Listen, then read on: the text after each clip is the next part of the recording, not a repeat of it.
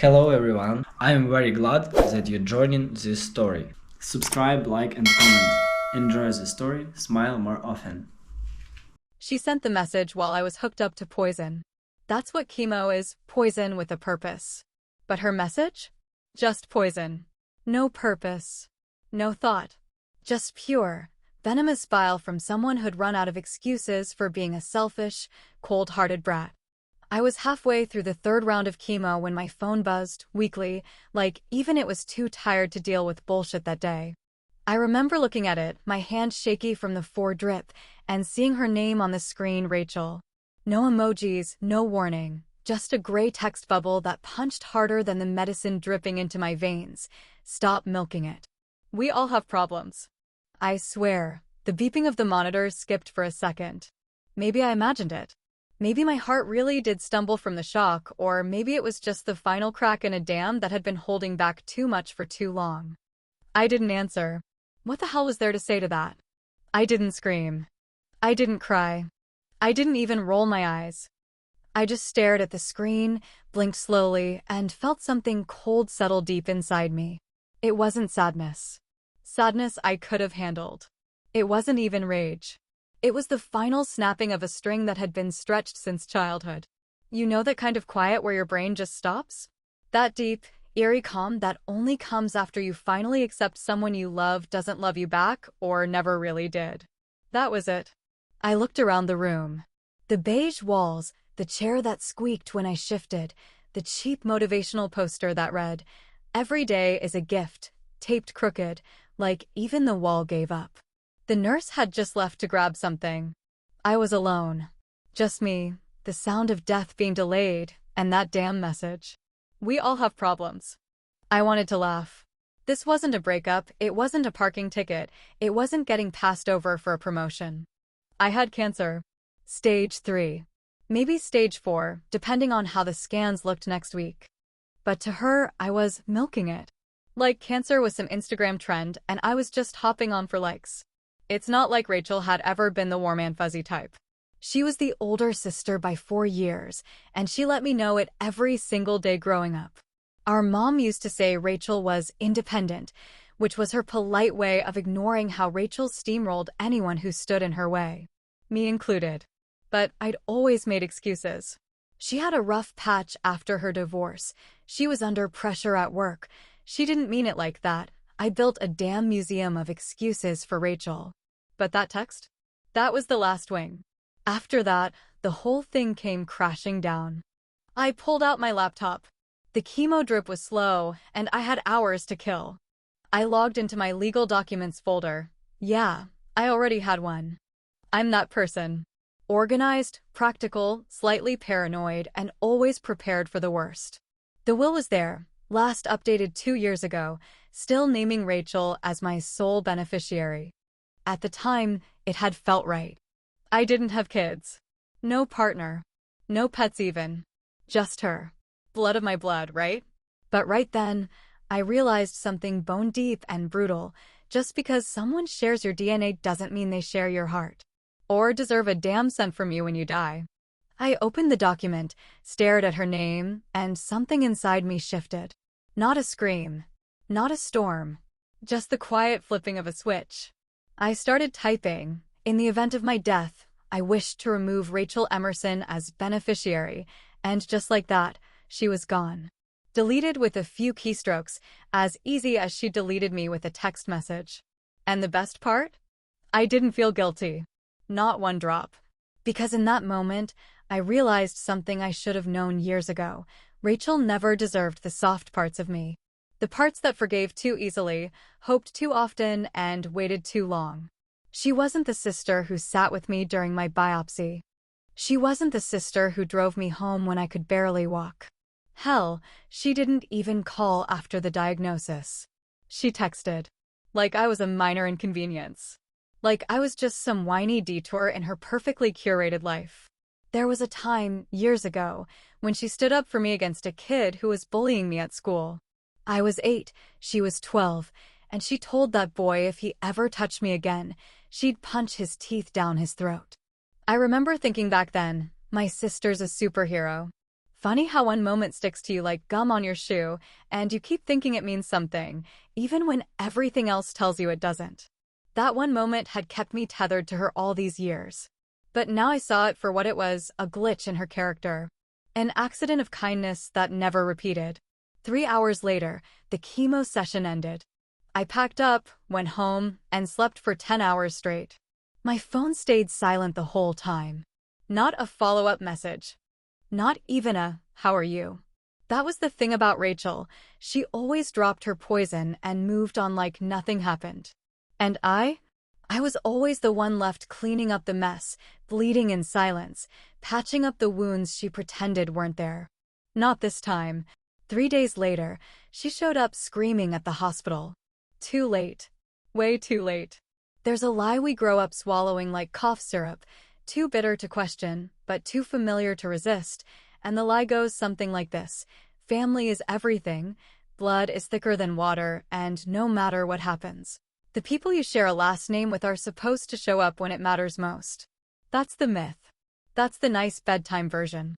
The truth is colder, flatter, and sits like a rock in your chest when the illusion finally breaks. Because sometimes family isn't a lifeline, it's a weight you have to cut loose before it drowns you. I learned that slow. Not all at once. That's the tricky part. It wasn't a single betrayal or a dramatic scene in a rainstorm. It was drip by drip, just like the chemo. Years of small things that stacked until they became a mountain. The thing is, Rachel wasn't always a monster. No one is, not from the start. She was born first, for years older, blonde like mom, sharp-tongued like dad, and from the very beginning, she learned how to turn charm into a weapon. While I was coloring quietly in the living room, Rachel was getting out of speeding tickets with crocodile tears and blaming broken vases on the wind. Our parents? God bless them, they ate it up with a spoon. Rachel's just strong-willed, Mom used to say, like that explained away everything: the slammed doors, the shouting, the way Rachel could ruin a dinner in 5 seconds flat if someone dared to mention they liked something she didn't. Dad was worse.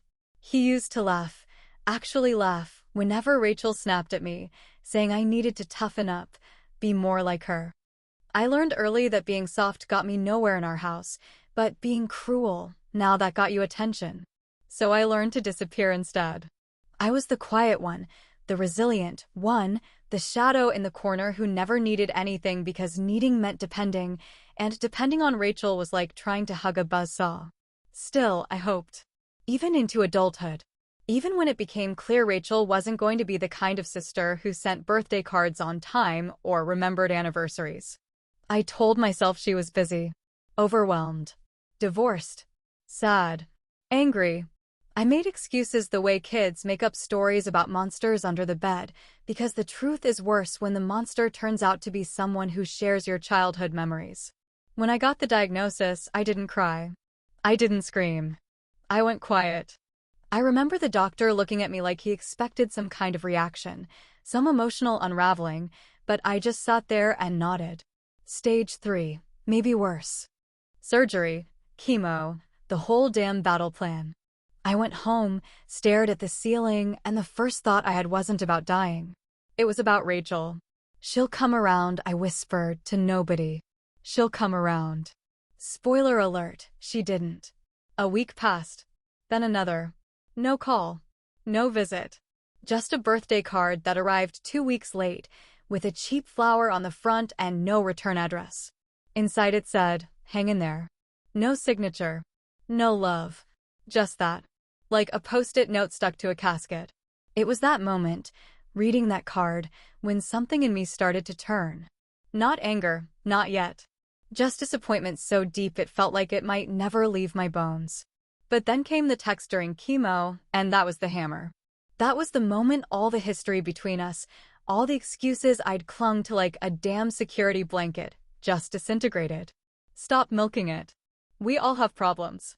That was her legacy. That was her version of family. So I called my lawyer. Not right away. I waited a few days. Let it simmer. I told myself maybe she'd call. Maybe she'd show up. Maybe she'd apologize. But she didn't. Silence. Always silence, unless there was something in it for her. So I put on clean clothes, dragged myself into a cab, and sat in my lawyer's office like a ghost in a body I no longer recognized. She offered me tea. I asked for coffee. We made small talk, and then I dropped the bomb. I want to change the will, I said, calm as anything. Make it irrevocable. I don't care if she cries in court. I want her to get nothing. Not 1 cent. Not a vase. Not a dish towel. Nothing. My lawyer blinked slowly, then nodded. Any particular reason? I gave her a half smile. She sent me a text during chemo. Told me to stop milking it. The silence after that was thick enough to chew. She got to work, typing fast, legal terms flying out like bullets. I sat there, hands trembling just a little, heart pounding in a way that felt like power, not panic. For the first time in weeks, I felt something other than sick or small. I felt righteous. Not in the holy way, just the kind that burns clean. The kind that says, no more. I made a joke halfway through. Said maybe I should leave everything to the vending machine in the hospital lobby, the one that always ate my dollar bills and gave me stale granola bars. At least it's more dependable than my sister, I muttered. The lawyer didn't laugh, but her eyes smiled. We printed the first draft. I signed. She notarized. I walked out into the sun, dizzy from chemo and paperwork and rage that had finally found its direction. And I thought to myself, not for the first time, how strange it is to feel powerful while dying. Funny detail, and maybe someone smarter than me can make sense of it, but I was diagnosed 2 months before I turned 65, but I'm only 58 now. Go figure. Time gets weird when you're dying, I guess. Or maybe I'm just bad at math. Wouldn't be the first time. It wasn't about money. It wasn't even about revenge. It was about justice. The kind that cuts clean. Hospitals are strange places, aren't they? You'd think the smell of antiseptic and the low buzz of fluorescent lights would make them feel sterile, impersonal, dead somehow. But for me, everything felt heavier inside that room, as if the walls were soaking up the weight of everything I wasn't saying out loud.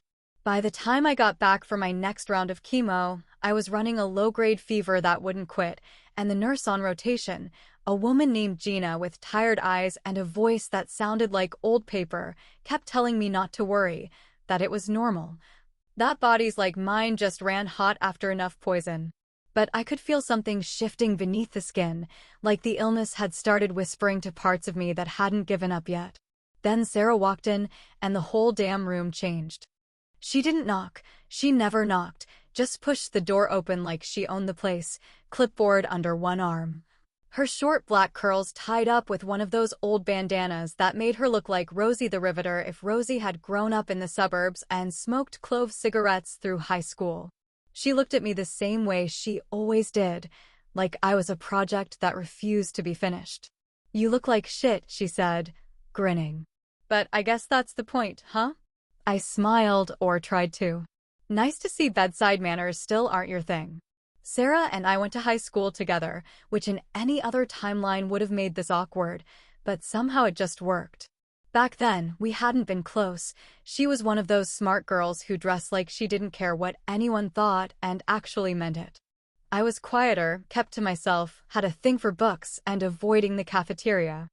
But a few months after my diagnosis, I'd seen her in the hallway at the hospital, a badge clipped to her scrubs and sarcasm practically radiating off her like heat. She recognized me immediately, and from that day on, she took it upon herself to be the only nurse who didn't coddle me or look at me like I was already gone. She was also the only person I trusted enough to name executor of my will. "You got worse since last week," she said, not a question but a statement. "That fever still hanging on?" I nodded, shifting under the blanket, the chill creeping up my legs. "Feels like it's setting up camp." She scribbled something on her chart and sat down in the chair beside me, dropping her voice just a notch. "You know Rachel's name showed up on the visitor log last week?" I blinked. "What?" She checked in. "Never came up. Maybe she got cold feet.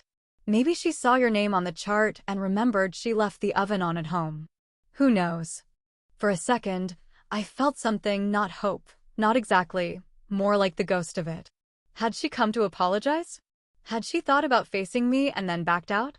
Was there a version of this story where Rachel came upstairs and sat in the plastic chair and said something real?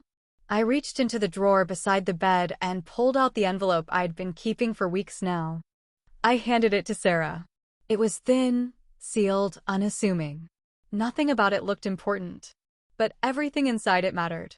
"Give this to her," I said, my voice dry, cracking slightly at the edge. "After I'm gone. Not before.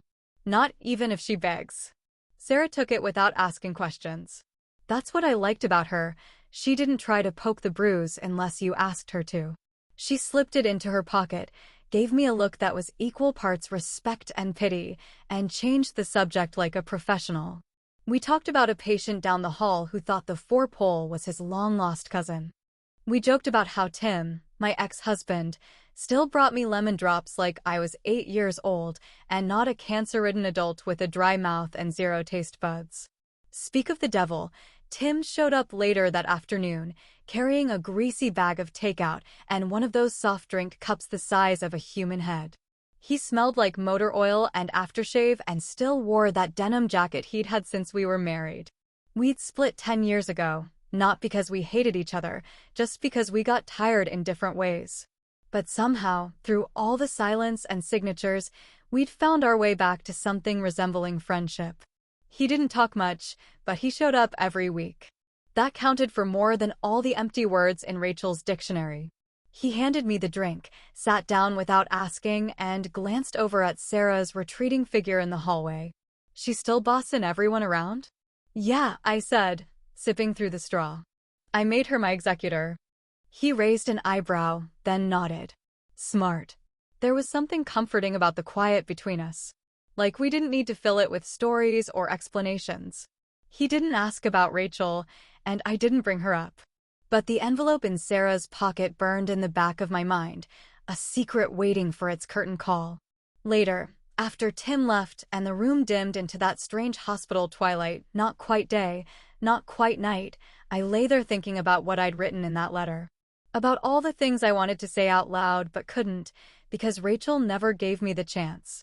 The truth was, I didn't write it for closure. I wrote it to haunt her. Not cruelly, not in the way she might expect, but in a way that would stay under her skin. Words can do that when they're sharp enough.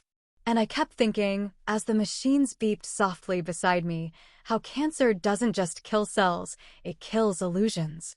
One by one. You lose your hair, your appetite, your strength, your filters. But the real gut punch? You lose the lies you told yourself about who loves you. And worse, who never did.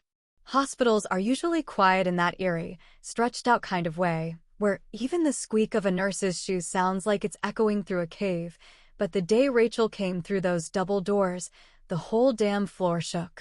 You'd have thought someone had died, and in a way, maybe someone had, or was about to, but she didn't know that yet. She didn't know a damn thing, really. Not about what was happening to me, not about the changes I'd made, not about the ticking clock she'd been ignoring for months while she played the role of distant, unaffected sibling.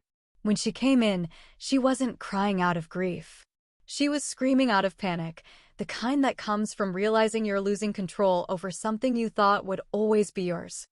It started at the nurse's station, which unfortunately sat right outside my room, separated by nothing but a pane of glass and a thin curtain of hospital air. I heard her voice before I saw her face, shrill, furious, bouncing off the sterile walls like a ricochet.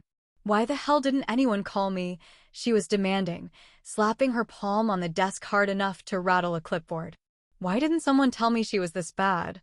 The head nurse tried to calm her, explaining in the soft, practiced tones they use for hysterical family members that next of kin notifications had been followed according to the patient's directives. Translation: I didn't want her here, and they respected that. Rachel, of course, wasn't having it. "She's my sister," she snapped, dragging out the word like it was supposed to mean something sacred. I should have been told. I would have come sooner. But even from my bed, fevered and barely conscious, I knew that was a lie. She wouldn't have come. She had her shot. She'd had dozens of shots, and she missed every single one.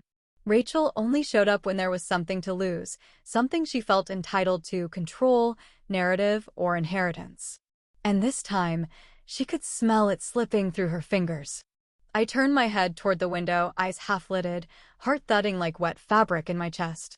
The world felt fuzzy around the edges, like a dream you can't wake up from, but her voice cut through it all, sharp, loud, furious.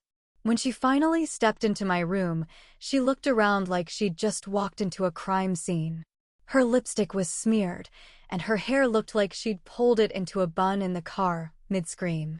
She saw me lying there, pale as hell and hooked up to more wires than a Christmas tree, and still, her first instinct wasn't to ask if I was okay. "You're being dramatic," she said, voice cracking but still cruel. "You always needed attention. Even now." Sarah was standing in the corner, arms crossed, eyes narrowed in a way that said she wanted to slap Rachel but wouldn't risk losing her license. I saw it, though. I saw the way Sarah looked at her, like something you scrape off the bottom of your shoe after a walk through something rotten. Rachel stood beside the bed for a moment, looking down at me like I owed her something. An apology, maybe? Or forgiveness. Or maybe just one more chance to rewrite the past into something that didn't make her look like a villain. She waited, but I didn't speak. I just stared at her, let the silence do the talking, let the tubes and monitors and labored breathing fill the void she could never stand to sit with. I felt the faintest curl at the edge of my lips. Not a full smile, more like the shadow of one. Just enough to let her know I saw through the act. Just enough to say, "I knew you'd show up." I also knew it would be too late. Rachel turned on Sarah then, demanding answers she wasn't entitled to. "What the hell did she say to you? What's going on? Why is she just lying there like that?" She jabbed her finger toward me like I was a prop in a play she hadn't read the script for. "This is insane." Sarah didn't flinch. She stepped forward, her voice cool and measured. "She's tired. Maybe if you hadn't waited months to show your face, she wouldn't be too tired to talk."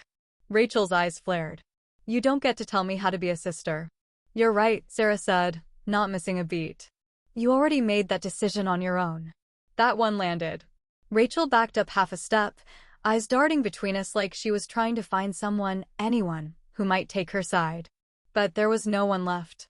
Just her, standing in a hospital room filled with the echo of all the things she never said and all the ways she failed to show up. Eventually, she turned and left without another word, the sound of her heels stabbing at the tile with every step.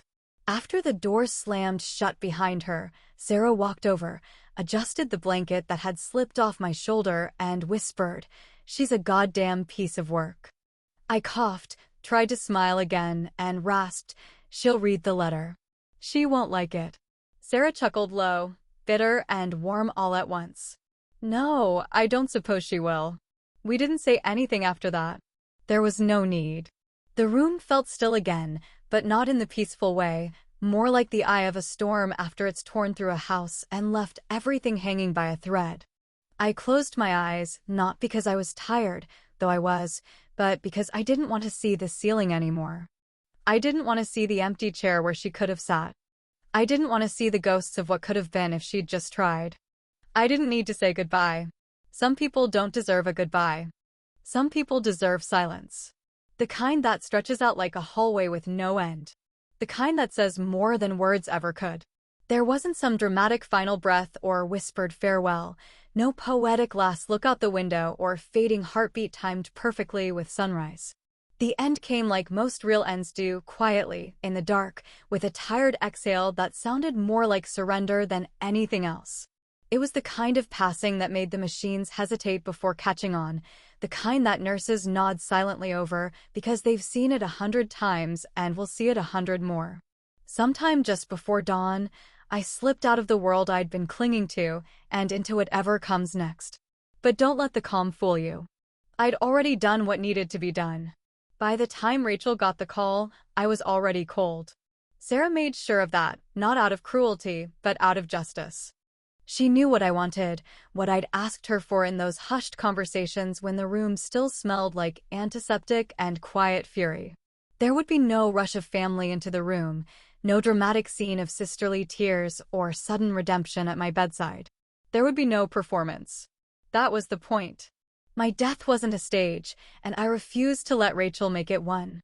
The reading of the will happened 3 days later in a plain beige office with one too many dead plants and a fan that rattled every time it oscillated. The lawyer was a soft-spoken man named Conroy with gray hair and a faint stutter that made him sound more nervous than he probably was. Sarah sat at the table, not dressed like a nurse now, but still wearing that same look of no-nonsense practicality, like she'd rather be anywhere else, but knew she was exactly where she needed to be. Rachel came in late, of course. She wore black like she thought it was a funeral, which was ironic because she'd missed the real one. Her perfume hit the room first, too sweet, too heavy, trying too hard, and then her voice, sharp and brittle, cutting through the quiet. "Let's get this over with," she said, already annoyed, like someone had invited her to a budget meeting and not the reading of her only sister's final wishes. Conroy cleared his throat and began, his voice slow and deliberate as he read through the formalities. When he got to the part where my estate was being transferred, Rachel actually leaned forward in her chair, like she was preparing herself to receive some great and burdensome inheritance, maybe the house, maybe the accounts, maybe the antiques she always pretended not to care about but had asked about at least twice in the last decade. "To my sister, Rachel Emerson," Conroy read, and I wish I could have seen her face in that exact moment, "I leave the sum total of $1 and this written statement, to be delivered posthumously." He handed Sarah the envelope, and she didn't wait.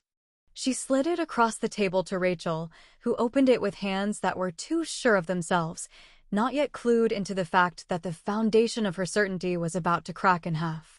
"You made my death easier," the letter began, in my handwriting, unshaken and clear. "Not out of kindness, but clarity. You showed me who you were. So I let you go." She stopped reading out loud there, but her eyes kept moving, and Sarah leaned back in her chair with the kind of satisfaction you don't say out loud, but definitely feel in your bones. "You always wanted to be the center of attention," the letter continued, "and now you are, but not in the way you hoped. I'm gone, and yet here you sit, finally being forced to look at the mess you helped make." Rachel's hands trembled slightly now, the paper whispering against her nails. "I'm not done," she snapped, as if anyone had interrupted. No one had. The final twist was printed clearly at the bottom of the letter, the last paragraph a dagger wrapped in ribbon. "If you truly want redemption," it read, "you can have it, but it comes with no shortcuts. You may choose to volunteer, unpaid, at the Eleanor Fund, the foundation established in our mother's name. 5 years of service. No salary, no credit, no guarantees. Just the chance to do something that doesn't benefit you. Do that, and maybe, just maybe, we'll be even." Conroy looked over the papers and added, "The entire estate, approximately $800,000 and change, along with the house and personal belongings, have been transferred to the Eleanor Fund for patients who have no family support and no place to go." Rachel's chair scraped back so hard it hit the wall. She stood, face flushed red, eyes wide with disbelief that somehow managed to look more like insult than grief. "This is disgusting," she hissed, the letter still crumpled in her hand. She was vindictive. She was bitter. Sarah didn't flinch. She was fair. Rachel stared at her, and for a moment, I imagined there was a flicker of recognition, not respect, not understanding, but the barest inkling that maybe she'd finally run out of places to hide her excuses. She didn't say goodbye. She didn't even take the $1. She stormed out of the office like the story had cheated her out of its ending, not realizing she was never the main character to begin with. And me? I may be dead, but I finally had the last word. And damn, it felt good.